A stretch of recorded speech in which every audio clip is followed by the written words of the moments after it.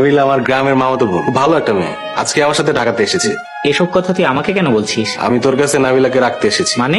আসলে নাবিলাকে কাজের সুবাদে কয়েকদিন ঢাকাতেই থাকতে হবে। আমার পরিচিত আর বিশ্বস্ত কোনো বন্ধু নাই। তুই নাবিলাকে তোর কাছে আমার আমানত হিসাবে কয়েকটা দিন রাখ। না না, এটা কিভাবে সম্ভব? তুই আমাকে নিরাশ করিস না বন্ধু, আমি কথা দিচ্ছি কয়েকদিন পরে এসে আমি নিয়ে যাবো। তাই বলে একজন মানুষ কিভাবে আমানত হয়? বন্ধু হিসাবে এই উপকারটা কর বন্ধু। নাবিলাকে তোর কাছে আমানত হিসাবে রাখ। আমি নিরুপায় বন্ধু।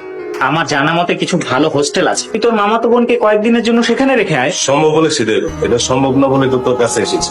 দেখ, একটা পুরুষ মানুষ হলেও কোনো সমস্যা ছিল না, যে কয়দিন ইচ্ছা থাকতো। তো একটা প্রাপ্তবয়স্ক মেয়েকে এভাবে বাসায় রাখলে মানুষজন কি ভাববে? মাত্র তো কয়েকটা দিন, তাছাড়া তোর তো আত্মীয় স্বজন বলতে কেউ নাই। তুই নিজে না জানাইলে কেউ জানবোই না তোর বাসায় একটা মেয়ে আছে। না না, তারপরেও ব্যাপারটা খুব একটা ভালো লাগছে না রে। মেয়েটা অনেক কষ্ট হয়, মুহূর্তে বাড়ি থেকে বাইর করে দিলে মেয়েটা বিপদে পড়ে যাবে। চাকরি হয়ে গেলেই তোর বাসা থেকে চলে যাবে। আচ্ছা, পরে আবার ঝামেলা হবে না তো? ঝামেলা হবে কেন? আমি যা আছি, ওই মেয়ের গ্যারান্টি আমি দিচ্ছি। আচ্ছা ঠিক আছে, তবে মাত্র 2 সপ্তাহ কিন্তু। হ্যাঁ, 2 সপ্তাহ পরে এসে তুই তোর আমানত নিয়ে যাবি।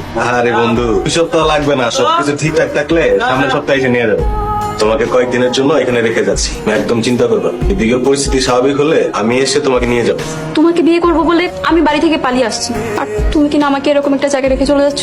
চলো না, আমরা দুজন একটা বাসা ভাড়া করে একসাথে থাকি। তোমার বাপ চাচারা আমাদেরকে পাগলের মতো খুঁজতেছে, কয়টা দিন আমাদের একসাথে থাকাটারই। তুমি একদম টেনশন নিও না, আর এই বন্ধু একদম বেকুব টাইপের, তুমি নিশ্চিন্তে থাকতে পারো। আচ্ছা ভালো কথা, আসার সময় যে গহনা টাকা এনেছো সেগুলো কোথায়? সেগুলো দিয়ে তুমি কি করবে? তোমার আমার পাসপোর্ট রেডি করে বাইরে যাওয়ার ব্যবস্থা করতে হবে। দেশে থাকলে ধরা পড়ার চান্স আছে। তোমার ফোন আমি বন্ধ রাখতেছি, ফোন খোলা থাকলে পুলিশের ধরার সম্ভাবনা থাকতে পারে। মোবাইল অফ করে রাখলে তোমার সাথে যোগাযোগ করবো কিভাবে? আমার কাছে আসিফের নাম্বার আছে, আসিফের নাম্বারে কল দিয়ে তোমার সাথে কথা বলবো। আচ্ছা ঠিক আছে, আমি তাহলে এখন আসি। এমনিতে এটা গেস্ট রুম হিসেবে ব্যবহৃত হয়, থেকে আপনি এখানে থাকবেন। বাড়িতে আর কেউ থাকে না? আর কে থাকবে? আমি তো একা মানুষ, একাই থাকি। আপনার বাবা মা? বাবা মা 3 বছর আগে রোড অ্যাক্সিডেন্টে মারা গেছে। সরি। আর আপনার স্ত্রী? যেহেতু বিয়ে করিনি সেহেতু স্ত্রী থাকার নিশ্চয়ই কথা না। ফরিদ আমাকে কোথায় রেখে গেল? এই বাড়িতে আপনি আর আমি একাই থাকবো? না না, এই নিয়ে আপনি একদমই চিন্তা করবেন না, আমার কাছে আপনি সম্পূর্ণ নিরাপদেই থাকবেন। আরে, ঘুম থেকে উঠে পড়েছেন? জি, রুমে থাকতে ভালো লাগছে না, তাই এখানে আসি। না, ভালো করেছেন, কিন্তু বুয়া তো এত সকালে আসে না। আপনি চা খাবেন? চা কে বানাবে? আমি বানাবো। আপনি চা বানাতে পারেন? তো চা কেন না, যদি বেশি খিদে পেয়ে থাকে আপনার জন্য নাস্তাও বানিয়ে দিতে পারি। আচ্ছা, আপনি কি করেন? শিক্ষকতা করি, আপনি কোথাকার টিচার? একটা প্রাইভেট ইউনিভার্সিটিতে পড়াই। ইয়ার কি করছেন আমার সাথে? আর কি কেন করবো? আপনার সাথে কি আমার ইয়ার্কির সম্পর্ক? আচ্ছা, আপনি কোন সাবজেক্ট নিয়ে পড়ান? Electrical and electronics engineering. আপনি ইঞ্জিনিয়ারিং টিচার?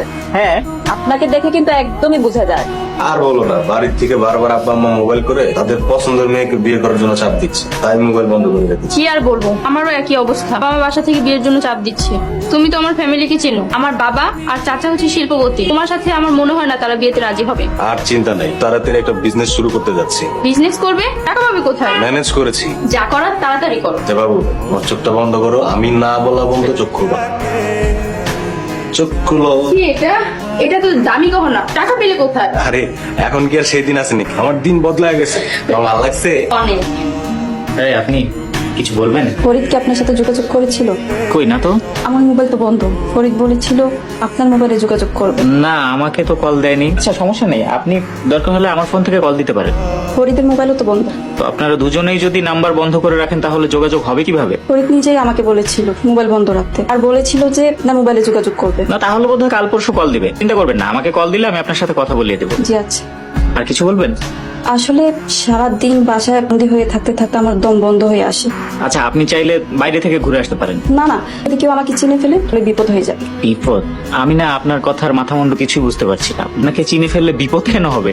ও আপনি বুঝবেন না। তাহলে আপনি চাইলে বোরখা পরে ঘুরতে পারেন। কিন্তু আমি তো বোরখা নিয়ে আসিনি। ঠিক আছে, আমি কালকে আসার সময় আপনার জন্য বোরখা কিনে নিয়ে আসবো। কিন্তু আমি তো ঢাকা শহর খুব একটা চিনি না। সমস্যা নেই, কালকে তো আমার ভার্সিটি বন্ধ, আপনি চাইলে আমার সঙ্গে ঘুরতে যেতে পারেন। ঠিক আছে। আজ প্রায় 2 সপ্তাহ হয়ে গেল, ফরিদের কোনো খোঁজ খবর নেই। আমার মনে হয় কি, এই চাকরির জন্য অপেক্ষা না করে আপনার অন্য চাকরির চেষ্টা করা উচিত। চাকরি? কিসের চাকরি? না মানে, ফরিদ আপনাকে যেই চাকরিটার জন্য ঢাকায় নিয়ে এসেছে সেই চাকরিটার জন্য অপেক্ষা না করে আমি ভালো কোনো একটা অফিসে আপনার জন্য অন্য কোনো চাকরির ব্যবস্থা করতে পারি। আপনি যদি রাগ না করেন আমি আপনাকে একটা কথা বলবো। আমি আপনার সাথে একটা মিথ্যা কথা বলেছি। কি মিথ্যে বলেছেন? আসলে আমি বাসা থেকে পালিয়ে এসেছি। ফরিদ আর আমি দুজনকে অনেক বেশি ভালোবাসি। আমাদের পরিবার থেকে আমাদের এই সম্পর্কটা মেনে নেবে না, তাই আমরা পালিয়ে বিয়ে করার সিদ্ধান্ত নিয়েছি। কি বলছেন এসব? আমার আর ফরিদের পাসপোর্ট আর ভিসা করে দেশের বাইরে চলে যাওয়ার কথা। তাহলে আপনি আমার এখানে উঠেছেন কেন? আপনার তো ফরিদের সাথে থাকা উচিত ছিল। ফরিদ নিজেই আমাকে আপনার কাছে লুকিয়ে থাকার জন্য রেখে গেছে। ফরিদ আমার টাকা পয়সা গহনা সব নিয়ে গেছে, ওগুলো বিক্রি করে ভিসা আর পাসপোর্ট করে। সর্বনাশ।